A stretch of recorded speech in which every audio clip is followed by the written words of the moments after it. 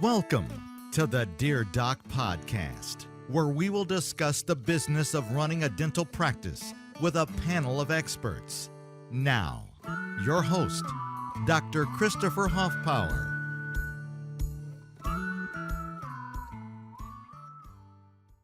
Hey folks, this is Doc Huffpower coming to you from my studio here in Alvin, Texas. Tonight I'm going to be interviewing the new Vice President of Sales and Business Development at Lasso MD. But we're going to be talking more about some of his previous experiences in dentistry. He's going to kind of pull back the shades a little bit on some things that you might not know that go on behind the scenes at these different companies. He's got 13 years of experience in the field, working for some companies, frankly, you'd recognize the names of. But before we do that, I'm going to make some space right now for a word from our sponsor. Before we get into the show and introduce today's guest, I would just like to thank United Medical Credit for being sponsors of this podcast and of the business of dentistry. As a matter of fact, they have a special offer for business of dentistry members, 0% merchant fees for the rest of the year, and 30% discount for life after that. You can get that special deal by either going to docoffinvestments.com and clicking on the deals section, or by going directly to www.unitedmedicalcredit.com/TBOD. Thanks again, UMC. Hey, everybody. How are you? My name's Otis Nelson, as mentioned.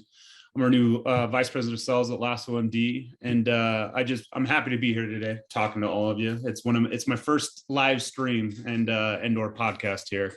But before we get into what Doc Hoffpower said, I just wanted to talk about how important dentistry is to me and my family, nonetheless. So I've been in dental industry for about 13 years now. If you would have asked me 14 years ago if I'd be in a dental for so long, I probably would have told you heck no. I had a bunch of friends running around telling me to come join this company called Smile Reminder, which you guys now might know as Solution Reach. And so I finally, after a while, I thought, what do I know about healthcare technology and stuff like that? After a while, I finally jumped on board and became fascinated with just helping the oral healthcare industry. And then I ended up now I'm a dental family. For all those you don't know, my wife is very integrated into the dental industry. Her name is Tenley Nelson. She's been in the dental industry for 17 years. We actually met at Solution Reach, got married, and so we get to bounce ideas off of each other all the time. But I have a question before you go on. Yeah. Tell me a little bit of something that what did you do? What did you think you were going to do before you kind of stumbled into dentistry? Where were you heading then? That's an interesting question. So I actually was a football player before joining dentistry. I played couple short years in the NFL, and the NFL really stands for not for long. Right. No kidding. Your body only lasts so long. So what position? You look like a tight end to me. I was a wide receiver. Yeah. So, okay. You got me on my later years, Doc Hoff. So for me, I'm, I was about 20 pounds lighter, a little bit faster than where I'm at now. But after leaving, the not for long industry, I ended up buying an insurance company, and I ran an insurance company for a year, and it was the most boring job I've ever had in my entire life.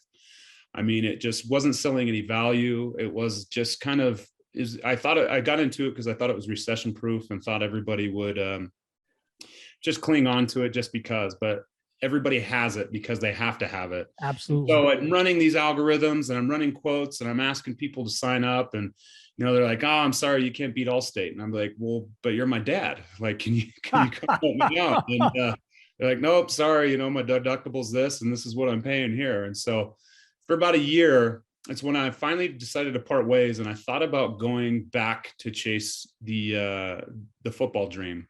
Had some offers in the CFL and stuff like that. And then I got approached by some friends to come join Smile Reminder in the dental industry. And here I am, and I'm never going to leave. It's interesting. You mentioned insurance. It's always struck me that insurance is one of those things where everyone feels they have to have it, right? Yeah. It's literally the only industry that is predicated upon screwing its customer as often as possible. It's so true. And it's funny that I think about it, and, I was doing the property and casualty space and annuities and, securities and stuff like that. But I look at it in the dental space, being here for so long, and that statement never rings more true to me than being in the dental space. So true. Good friends that are, they're going to do, they've got a $5,000 case and stuff like that. And then after insurance and stuff's over, they have to write so much off and they get a check for $5.30. Yeah, no kidding. I don't know if you know this or not. Whenever dental insurance was first introduced, it was like $1,000 and it was an annuity plan. So you got $1,000 toward dental expenses, no matter what. They didn't ask any questions. You didn't have networks. It went up to $1,500. And then they started asking dentists to be a network with them for a slightly reduced fee. They would provide advertising. Mm-hmm. Well, that was in 1970. So since 1970, the principles have gone up, but the benefits haven't gone up at all. And if you look, different fields have different inflation indexes. And if you look at the inflation index for $1,500 in 1970, all the way out to 2022, it should be $23,576. Just wrap your head around that. Yeah. So they're paying more, they're getting less. It blows my mind how we fall for this. I know it really does. And I mean, I've heard some horror stories lately, just with like Delta Dental and just all sorts of stuff going on. It's a sad world. And, that's something that we're trying to do and help people here at Lasso, is help people be able to be more fee for service, or, go for those membership plans and stuff out there, help educate and drive those services that are more elective services, so they're not covered by insurance anyway. So, you were just about to talk a little bit about, we got on the Smile Reach, goodness. Now same thing, Smile Reminder, and then it transformed in Solution Reach because we went into other verticals and stuff like that. So we'll just call them Smile Reach from now. It's the hybrid name. Smile Reach. So you get on with them, and what are you doing there?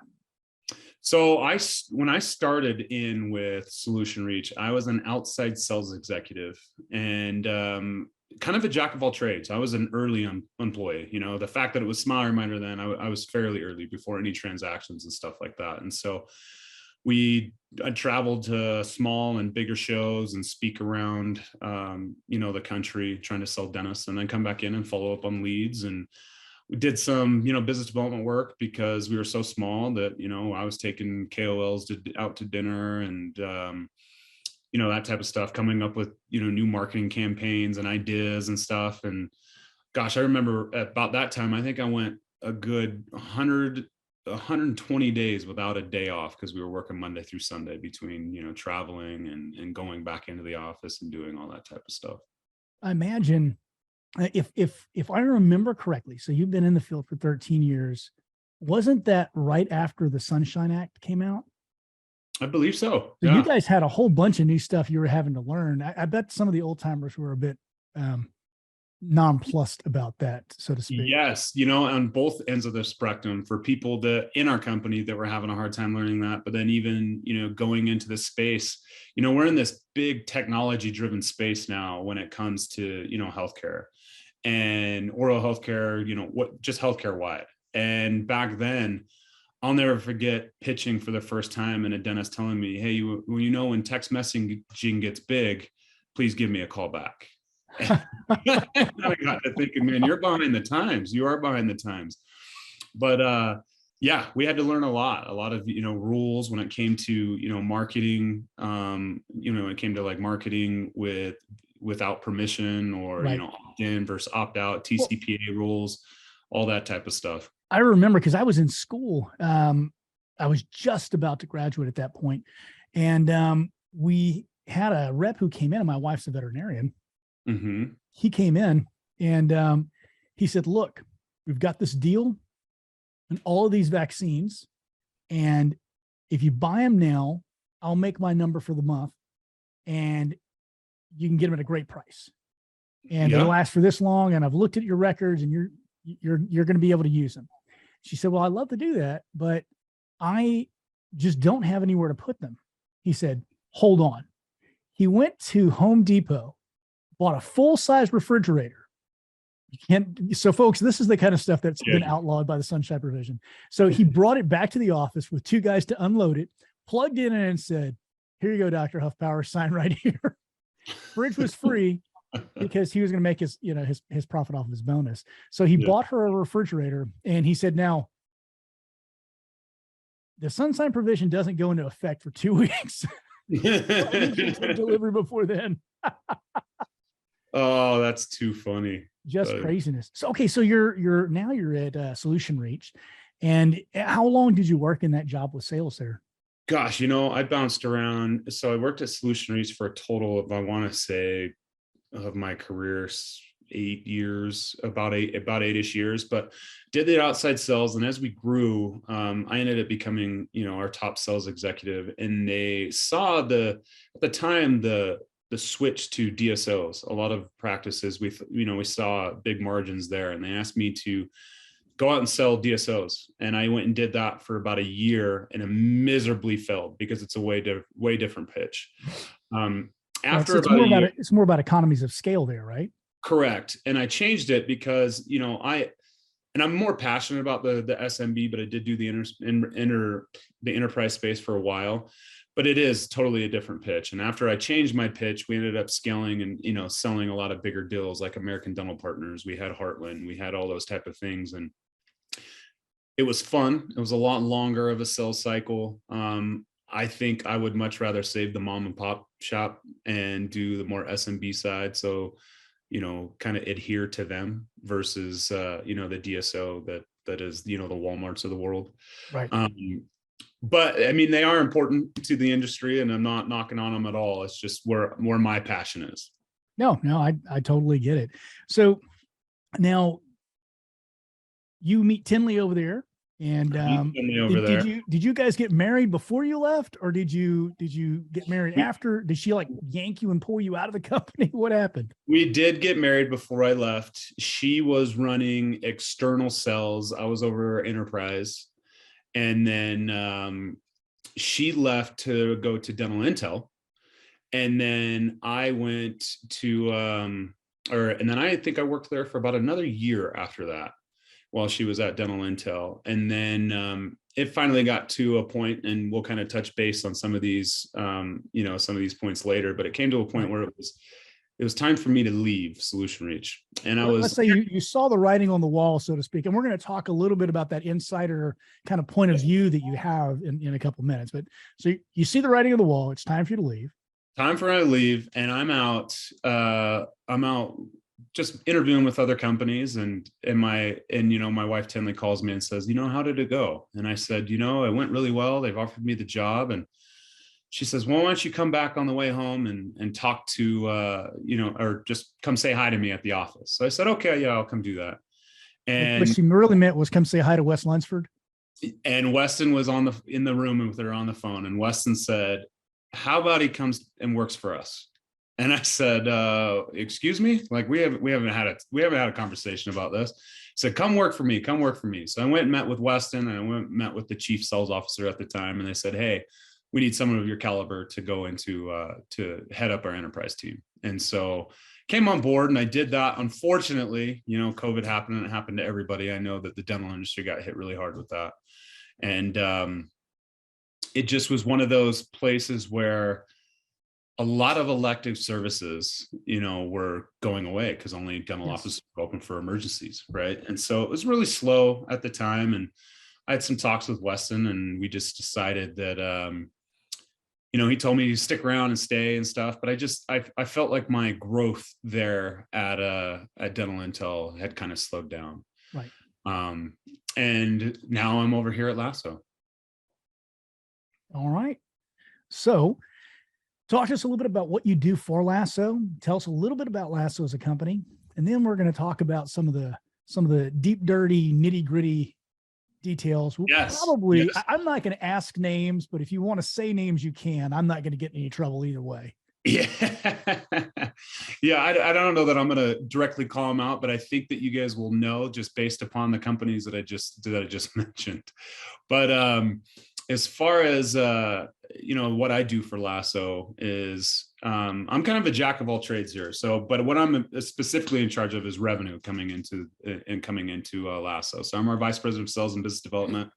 I own all those channels. When it comes to working with KOLs, working with partners, trying to maximize, some of those opportunities, making sure our partners are getting what they need from us.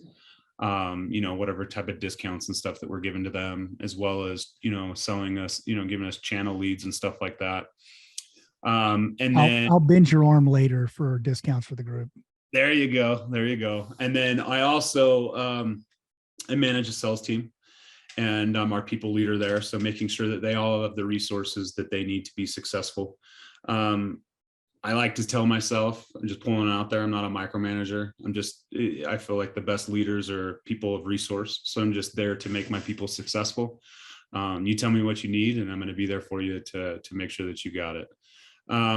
But then when we're double booked, I am not afraid to get my hands dirty and do those type of things. And so I get on, and because I believe in our product so much and helping dentists acquire more patients, I will demo people and show them our solution and what kind of ROIs and stuff that they'll get here at Lasso, and what kind of sexy tools and stuff that they get with our marketing platforms and stuff like that.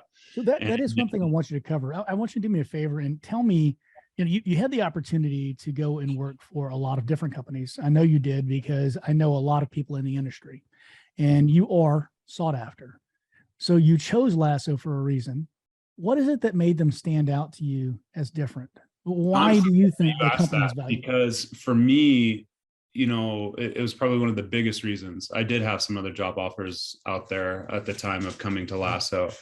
And for me, it was the culture, number one, and being a part of a good culture and enjoying to come to work every day is very important, I think, for anybody. And that was really big for me, for a work-home life balance. I have a 5-year-old daughter at home, and they find that very valuable. She is terminally cute too, by the way. Yes, she is. She's for die for. This is if you guys see the picture behind me, that's actually a hand-drawn photo of her, but she's just got these long curly hair.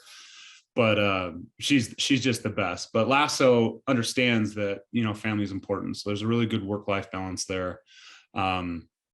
It's a very open environment, very transparent, and meaning everybody knows where we're at in the company. It's okay to have uncomfortable conversations. The writing's always on the wall. Nobody has to understand where they're at within the company. And I think that that's very important. But then most importantly is I've been in the dental industry long enough to see companies out there just do wrong by dentistry. And Lasso does. That's definitely something I want to talk about. So, and Lasso sticks to your ethics. It sticks to my ethics. I believe in what we're doing. It shows what we have proven results in what we're doing. And I'm so sick of seeing dentists waste thousands and thousands. And I'm sure anybody listening here knows that you've wasted thousands and thousands on things that people told you that would work. And I got to see the results here. And it's so amazing to be a part of something like that, because, if you're selling something that you just don't believe in anymore, then I can't morally go home and sleep at night, because it's soul crushing. Yeah, absolutely soul crushing. Yeah, no, 100%. And so that's honestly why I'm here. Is Lasso always does right by dentistry. I mean, we put our best foot forward. I think one of our best sayings here while I've been there, which didn't even know about it before I joined, but after I joined, is what we have a term that we run around in our company all the time called surprise and delight. And so we're often, even though you didn't pay for it, a lot of times we'll just do it for you, just because it's just, hey, we're going to do right by you. And it may take us a little bit extra time, a little bit, longer design work, or, a little bit, us working at home. But at the end of the day, we want to do right by oral healthcare. And for all of the dental industry is so small that it's, reputation means everything. And so for me, I'd rather be a part of a company that's known for being a good company, doing right by dentistry, other than what happened to that company. They used to be so great. Absolutely. And folks, for those of you who know some history here, it's not like Lasso hasn't had its share of problems in the past. Most of them came from growing just too damn fast. And not having the support mechanism. Sure. Yeah. Growing pains is for sure. We actually had Pete on here, and he just very honestly just took fault for it and said, hey, look, I screwed up here, here, and here. This is what we've done to fix the problem. But that's exactly what I like to see in a company, is someone who is willing to stand up and say, hey, I screwed up. Here's what we've done to fix it. Because, I think we're all adults here, or at least some of us pretend to be. And it's nice to see that kind of behavior in a company. Do you feel like you are wasting your time and money marketing your dental practice? The fact is, most marketing companies are not focused on your best interest. They focus on their profit. At Art of Dental Marketing, our engagements are month to month, allowing you a low risk and foundational level to build trust as we build real solutions. Right now, TBOD members can enjoy exclusive discounted pricing on our ultra-fast websites and local SEO services. Visit us online at artofdentalmarketing.com or call us at 913-214-8502. Yeah, no, I'm a big kid at heart.com, but yes, we are all adults, and it is good. And, every company, I know we still have our faults, every company has their own, but if you're just brushing them over your shoulder versus making an effort to make it right, then it's, to me, that's what says it. What are we going to do to make this right? I mean, I can think of one specific instance we had in our company when there was just some lines crossed between sales, support, and design here at Lasso. And our other founder, Eric, who's our CEO, brought us all in the room and said, hey, we're not going to point fingers here on whose fault it is. What could we have done better as each department? And that there was just, it was amazing to say, like, hey, we're not going to point fingers. What could you have done better as a sales department to set, support up for success? Right. And so, we put our heads down together as a sales team, and, we could have given them more information in a pass off. What could have support could have done better? Hey, we could have done, X, Y, and Z, and probably got on the phone versus exchanging emails and having them interpreted differently. Right. And so we're constantly trying to think of processes, protocols, and things to do better for the client. In dentistry.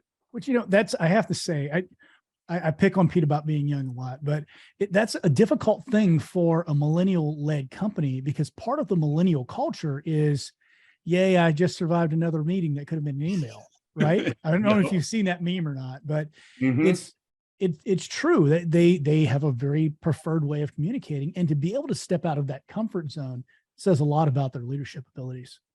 I agree. All right, man. So talk to me. Give us the dirt, bro.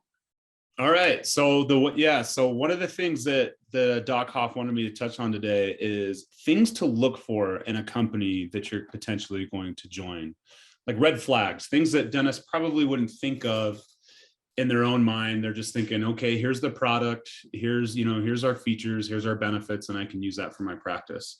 However, I'm very big on everybody in the organization, not only the technology makes the organization.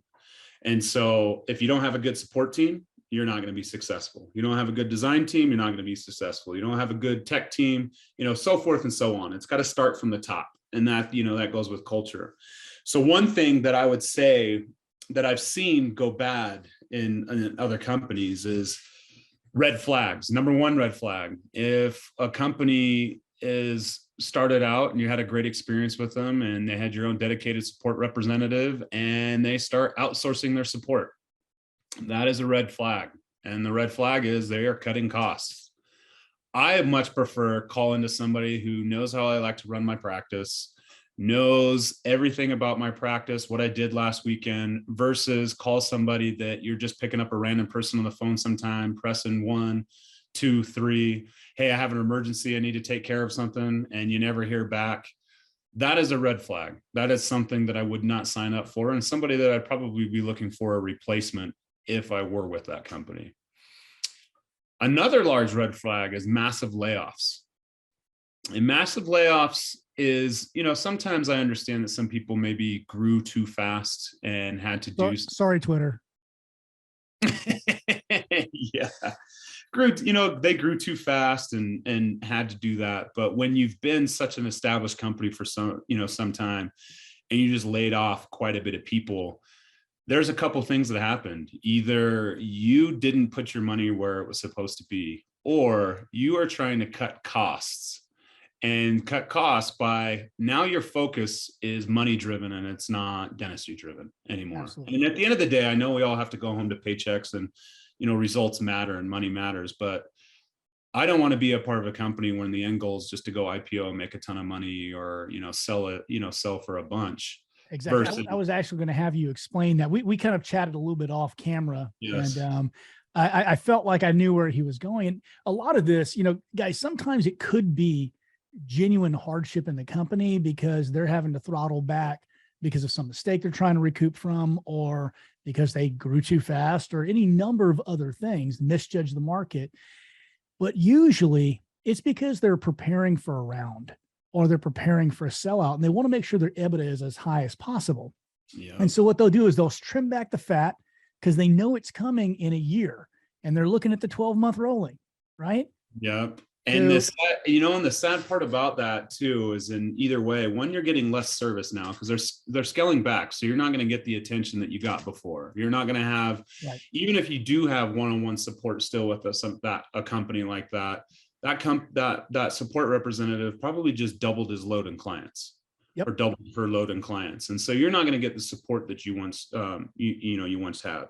Two, if that does go to a transaction, let's hope that the person that acquired the new company actually understands dentistry, because I'm going to tell you that I've seen it come to where people say, hey, healthcare and dentistry. No, oral healthcare is totally different than a health system down the street or a hospital, and the way they operate and what's cared about. And the models that work in dentistry as well. And so I'd be weary of somebody coming in to shake some of those things up to where they're not dentistry or dentistry centric anymore, meaning Absolutely. They don't know what's best for dentistry, coming in, making changes based upon paper versus actual reality. Well, and as dentists, because of the fact that we're in a service industry and it's very tied to what our hands can do and our mind can do, and there are obvious choke points there, right? There's only so much one person can produce. Well, we're used to 4 to 7x EBITDA whenever it comes to time of sale. And what a lot of people just do a percentage, but that's kind of an old method. So the more modern way to do it is 4 to 7. Mm-hmm. But when you're in fintech or when you're in SaaS, as I know you know very well because you worked for a couple of SaaS companies, you're looking at a 14 to 20x multiple. And correct me if I'm wrong there. Oh yeah. No, I mean, it's probably more, you'd love that for the end game, but probably more around 10 to 12 times. Right. But yes, absolutely. So you have somebody who has a salary of, let's say, $90,000, and let's just do 10. Mm-hmm. You fire that person and you do without them for a year, you just made almost a cool $1 million. Yep. Guys, this is the way the game's played. This is why I wanted Otis to talk to you, because he's got a whole lot of insights into the things that go on behind the scenes and these warning signs where when you're using a company and all of a sudden these signs start popping up, the service isn't getting any better because it's only going to get worse. 100%. And when I'm talking to our sales reps now, I tell them to, make it known that all of our videographers are Lasso employees and they're not outsourced. Right. Make it known that you get your own dedicated support representative. Make those that are design teams in-house, and then their work, working on everything in here versus calling somewhere where they might not understand what we're saying in our language or whatever it may be. That's a big selling point of ours here. And, just be open and transparent about everything. Anybody that tells you they can do absolutely everything is probably lying. I'm going to tell everybody our limitations. I think we're the best in the industry. Obviously I'm biased, but I will tell you, hey, well, here's a workaround, or no, we don't do that. You should probably continue using your other company to do that. Whereas, another red flag that I would tell you is if, you got sales reps saying, oh yeah, we can do that. We do that. We do that. We do that. You can get rid of your solution reach or whatever, or you can get rid of your weave and you can come on board with us. I would never, ever, I would vet that company a little bit further before I'd sign up with that, because we all don't do everything well. We do our specific niche well. It always makes me think of that meme there's always someone cheaper. Have you seen that one? The tattoo, they bring the unicorn, right? Yep. Oh man, I'm not a millennial, but I guess I'm starting to enjoy all this meme culture through my kids. Me and my wife, we sit and we crack about those memes just all the time. We'll just crack up one after another, just showing, look at this one. Well, look at this one, look at this one. It's just hilarious. What's your favorite dental field meme? Oh, dental field meme. I'm gonna have to, you just hit me on the spot there. I'm gonna have to think on that one for a minute. Mine's Gollum. Gollum? Yeah. You see Gollum and his teeth are all snaggly, right? And then the next one, he's got veneers. Oh yeah. Either that or the baby denture one. That's a pretty fun one. I was gonna say, okay, then that one might be mine. The baby denture. I do like the baby denture one. That one's pretty funny. Well, man, I'm really excited to have gotten to have a good conversation with you here. Folks, we're about to wrap it up. If you have any questions, go ahead and drop them down below real quick. And worst case scenario, if we go off the air before we get a chance to answer them, or if you ask them after this has already ended, I'll try to get them out to Otis and get an answer for you in as timely a fashion as possible. Yeah, I'd like to get it out as soon as I possibly can. We're here to help. Thank you so much for giving us of your time. I know, gosh, what time is it over there? So I'm in Utah. It is almost 5 p.m. It's almost 5 p.m. here. Okay. All right. It's not too bad. I'm still in the middle of the workday. I was going to say you were giving up time with the kids, but I was thinking Atlantic, Pacific. I was all messed up in my time zones. Yeah, no, but, she's getting so old that she's having so much fun with her mom right now. She could probably care less that daddy's working. So that's a sad age, man. It's well, brother, thank you so much for coming on to the show and telling us a couple of those little secrets that we should be all looking out for. And I'm really excited to welcome you on board as the Vice President of Sales and Business at Lasso. So yes, thanks for having me. And if anybody is interested in our marketing platform, specific websites, logos, designs, please reach out. We'd love to consult you through that process. We do have some great specials going on right now. I forgot to binge your arm. Yeah, you did forget to binge my arm. So, all right. So what'd you bring for me? Okay. So in all honesty, guys, I asked Otis, I said, look, do me a favor, think about what you guys can give to our members if they sign up. It's always better if you have something for them that, makes it worth their time contacting you. Then you can show off how awesome you are.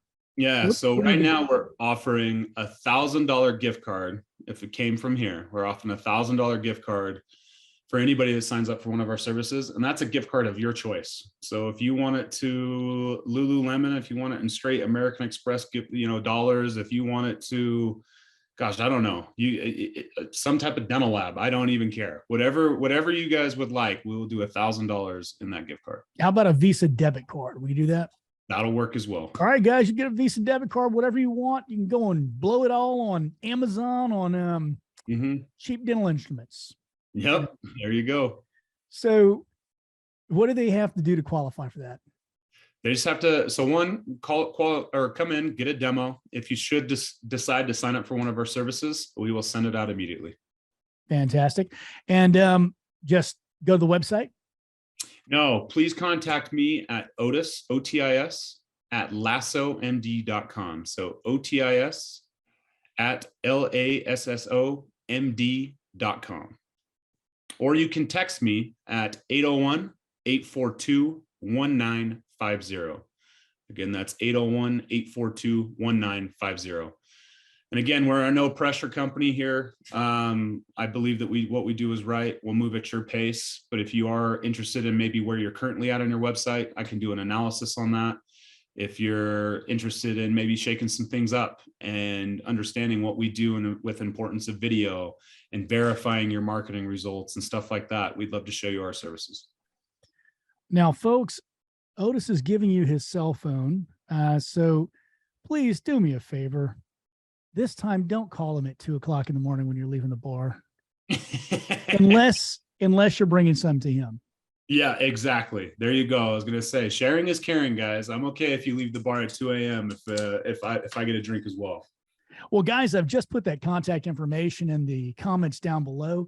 Now, Lasso MD is located in California. We had a member earlier who was asking for specifically a California local web company and marketing company because they need someone to take over all their social media. They need somebody to take over their website or SEO because they're purchasing a failing practice and they'd really like it not to be a failing practice after they purchase it. So they'll be contacting you, Otis. And folks, if you need some work done and yeah, or even just a free analysis on where you're at now. It doesn't cost a dime, and doesn't cost a dime. And for us, we hope you learned something from us that you could even potentially take back to your current marketing company to help you guys out. So reach out anytime. Thanks again, Otis. And guys, thank you all for joining us this evening for the Dear Doc podcast and this Facebook Live. Hope you all have a fantastic evening. Thank you for spending the time watching us and supporting the Dear Doc podcast and the business of dentistry. Bye, folks. Have a fantastic evening. Hope you all have a great weekend. Yes, thank you. Bye-bye. Thanks for listening to the Dear Doc podcast, your source for the business and legal questions associated with your dental practice.